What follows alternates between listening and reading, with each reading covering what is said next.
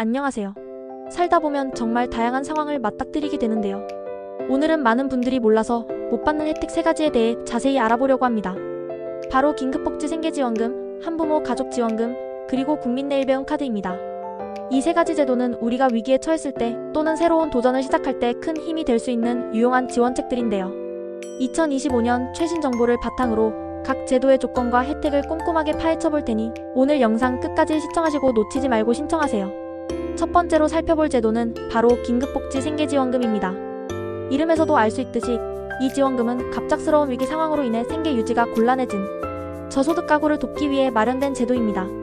예를 들어 갑자기 주 소득자가 사망하거나 가출했을 때 또는 예상치 못한 질병이나 부상으로 인해 경제활동이 어려워졌을 때처럼 말이죠. 가정폭력이나 성폭력 피해, 화재나 자연재해로 인해 거주지에서 생활하기 어려워졌을 때도 이 지원금을 신청할 수 있습니다. 심지어는 교정시설 출소 후 생계가 막막하거나 복지 사각지대에서 발굴된 경우에도 지원 대상이 될 수 있다고 합니다. 정말 다양한 위기 상황을 포괄적으로 지원하고 있죠. 그럼 어떤 분들이 이 지원금을 받을 수 있을까요? 가장 중요한 기준은 소득과 재산입니다.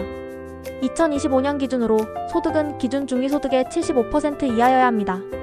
1인 가구는 약 179만원, 4인 가구는 약 457만원 이하가 되어야 신청할 수 있습니다. 재산 기준은 조금 복잡한데요.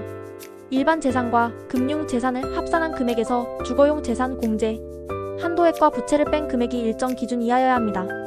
대도시는 2억 4,100만원, 중소도시는 1억 5,200만원, 농어촌은 1억 3천만원 이하로 기준이 나뉘어 있습니다. 금융 재산은 600만원 이하여야 하는데 주거 지원을 받는 경우에는 200만원이 추가되어 800만원까지 허용된다고 하네요. 이처럼 소득과 재산 기준을 충족해야만 지원을 받을 수 있습니다. 지원 금액은 가구 원수에 따라 달라집니다. 1인 가구는 월 73만 500원, 4인 가구는 월 187만 2,700원을 지원받을 수 있습니다. 가구 원수가 늘어날수록 지원금도 늘어나는데 7인 이상 가구의 경우에는 1인 증가 시마다 28만 9,700원이 추가로 지급됩니다. 신청 방법은 어렵지 않습니다. 가까운 읍면동 행정복지센터, 즉 주민센터에 방문하시거나 전화로 문의하시면 됩니다. 다만 한 가지 유의할 점이 있습니다. 긴급복지 생계지원을 받으면 한부모 가족 아동 양육비 지원과는 중복해서 받을 수 없다는 점입니다. 또한 동일한 위기 사유로는 1년에 한 번만 신청할 수 있고 다른 위기 사유라면 6개월이 지나야 재신청이 가능하다고 하니 이 점 꼭 기억해주세요. 다음으로 알아볼 지원금은 한부모 가족지원금입니다. 이 지원금은 저소득 한부모 가족과 조손, 가족이 안정적인 생활을 유지할 수 있도록 돕기 위해 아동 양육비를 지원하는 제도입니다.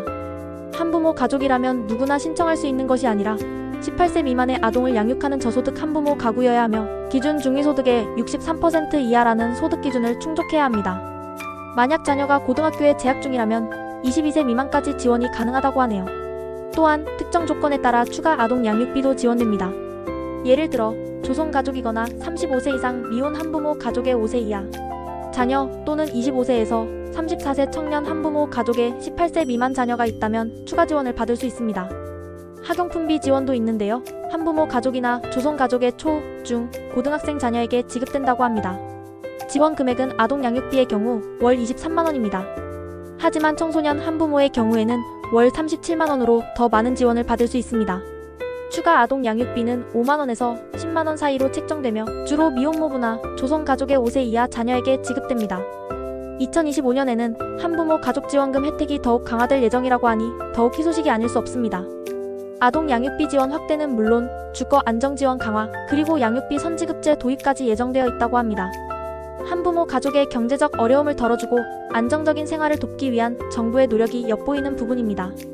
이처럼 한부모 가족지원금은 자녀 양육에 큰 도움이 될 수 있는 소중한 지원책이니 해당되시는 분들은 꼭 신청하시기 바랍니다. 마지막으로 살펴볼 혜택은 바로 국민내일배움카드입니다. 이 카드는 구직자와 재직자 모두에게 직업 능력 개발을 위한 훈련비를 지원해주는 제도입니다.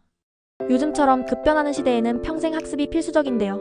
국민내일배움카드는 이러한 학습의 기회를 제공하며 미래를 준비할 수 있도록 돕습니다. 지원 대상은 만 15세부터 75세까지의 폭넓은 연령대의 실업자, 재직자, 자영업자, 프리랜서, 심지어 졸업 예정 대학생까지 포함됩니다.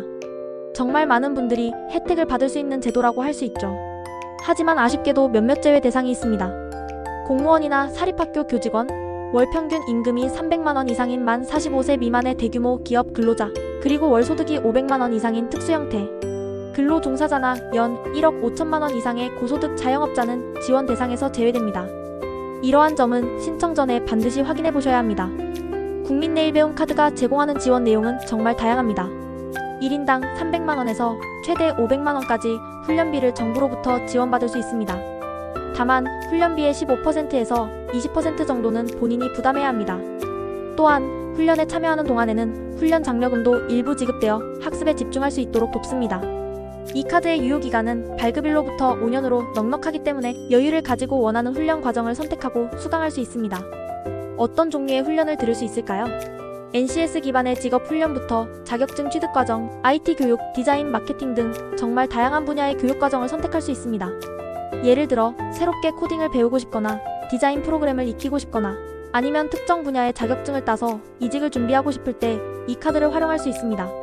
신청 방법은 온라인으로 간편하게 고용24 웹사이트를 통해 신청할 수 있습니다. 혹시 국민취업지원제도에 참여 중이시라면 더 좋은 소식이 있습니다. 국민취업지원제도 참여자는 국민내일배움 카드로 수강료 결제 시 본인 부담금이 없거나 일반인에 비해 훨씬 낮은 수준이라고 하네요. 그리고 국민취업지원제도와 긴급복지지원제도는 중복수급이 가능하다고 하니 두 가지 제도 모두 해당되시는 분들은 최대한 혜택을 누리시는 것이 좋겠습니다. 오늘 이렇게 몰라서 못 받을 수 있는 3가지 유용한 지원 제도에 대해 자세히 알아봤습니다. 긴급복지 생계지원금, 한부모 가족지원금, 그리고 국민내일배움 카드까지. 이 모든 정보는 2025년 7월 19일 기준으로 확인된 내용이며 정책은 언제든지 변경될 수 있다는 점을 꼭 기억해 주시고요. 따라서 가장 정확한 정보는 각 관련 기관에 직접 문의하여 확인하는 것이 가장 좋습니다. 살다 보면 예기치 못한 어려움에 부딪히거나 새로운 기회를 잡고 싶을 때가 있습니다. 오늘 소개해드린 이 3가지 제도가 여러분의 삶에 긍정적인 변화를 가져다 주는데 도움이 되기를 바랍니다. 몰라서 놓치는 혜택이 없도록 주변에도 이 정보를 널리 알려주세요.